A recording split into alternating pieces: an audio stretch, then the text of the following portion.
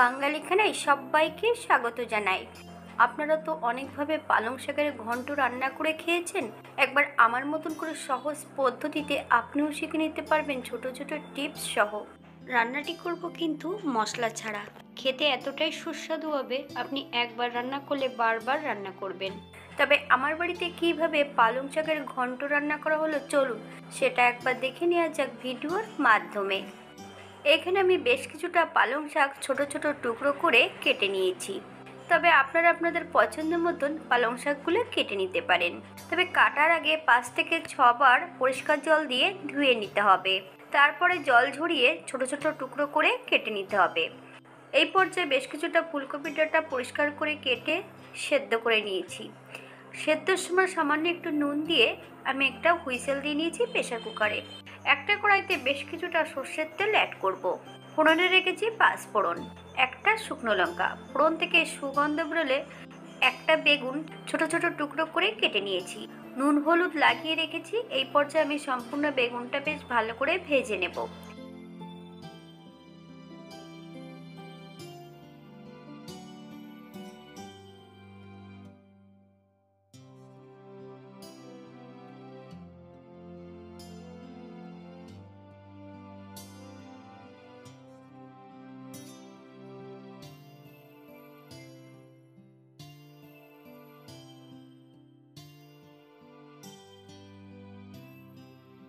বেগুনগুলো উল্টিয়ে পাল্টিয়ে বেশ ভালো করে ভেজে নিয়েছি। এই পর্যায়ে তেল থেকে বেগুনগুলো তুলে নিতে হবে।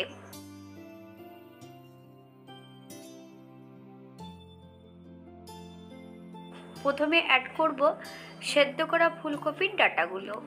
মিডিয়াম সাইজের একটা আলু, একটা মূলোর অর্ধেক ছোট ছোট টুকরো করে কেটে নিয়েছি।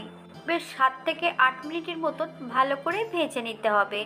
তবে ভাজার সময় আমি কোনো লবণ বা হলুদ গুঁড়ো অ্যাড করব না। বেশ কিছু সময় ভালো করে ভেজে নিয়ে তারপর আমি লবণটা অ্যাড করব।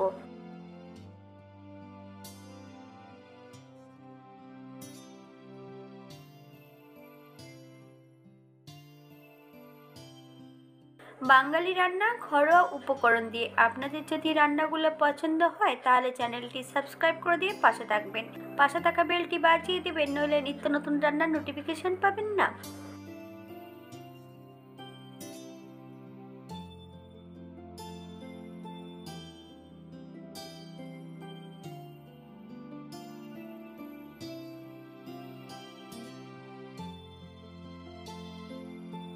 সবজি ভেজে নেওয়ার মাঝপথে হাফ চামচ লবণ অ্যাড করব।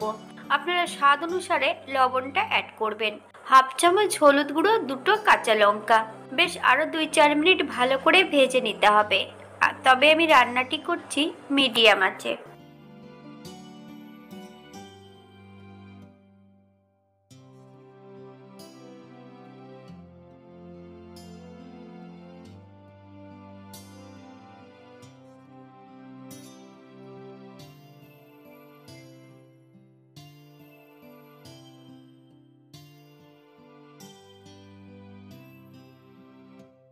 এই পর্যায়ে অ্যাড করতে হবে কেটে রেখেছিলাম যে পালং শাকগুলো, সম্পূর্ণ পালং শাকগুলো অ্যাড করে দেব। হাই ফ্লেমে 4 থেকে 5 মিনিটের মতন প্রথমে রান্না করে নিতে হবে।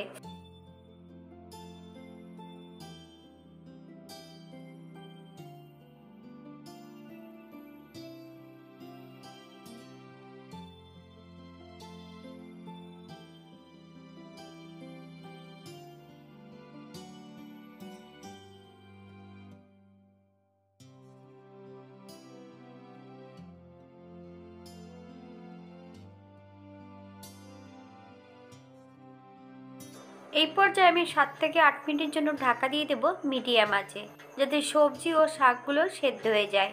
এই পর্যায়ে আমি কোনো জল অ্যাড করব না, শাকের জলেই কিন্তু শাকটা রান্না হবে।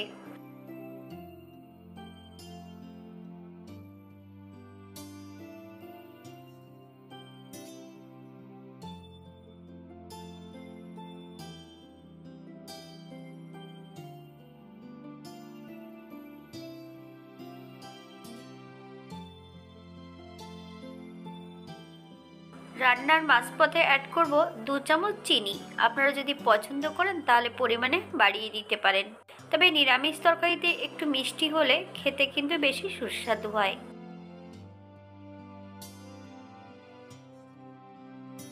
চিনি যখনই অ্যাড করতে হবে, মিডিয়াম আঁচে 5 থেকে 7 মিনিটের মতন বেশ ভালো করে রান্না করে নিতে হবে, তাহলে চিনির নিজস্ব কাঁচা গন্ধটা থাকবে না। আর আপনারা যদি বিউলির ডালের বড়ি পছন্দ করেন, এই পর্যায়ে অ্যাড করতে পারেন।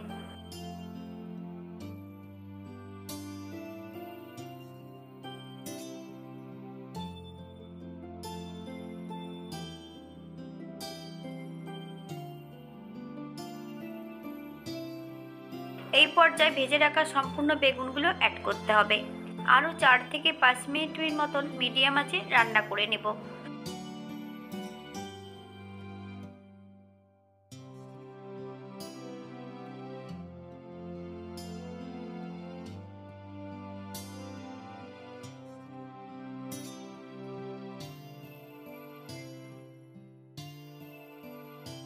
আমি যে সবজিগুলো ব্যবহার করেছি, আপনারা অন্য সবজিগুলোও এখানে অ্যাড করতে পারেন।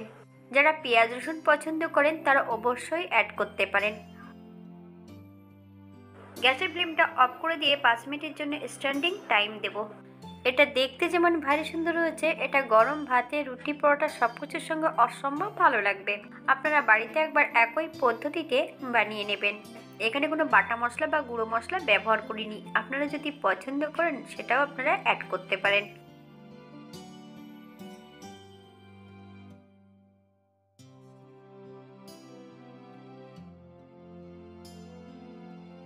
আজকের ভিডিওটি এই পর্যন্ত। সবাই সুস্থ থাকবেন, ভালো থাকবেন। অন্যদিন নতুন রেসিপি নিয়ে আপনাদের সামনে আবার আমি হাজির হব। নতুন ও পুরনো সকল বন্ধুদের অসংখ্য ধন্যবাদ ভিডিওটি দেখার জন্য। হাতে যদি সময় থাকে তাহলে একটা লাইক, কমেন্ট, শেয়ার করবেন।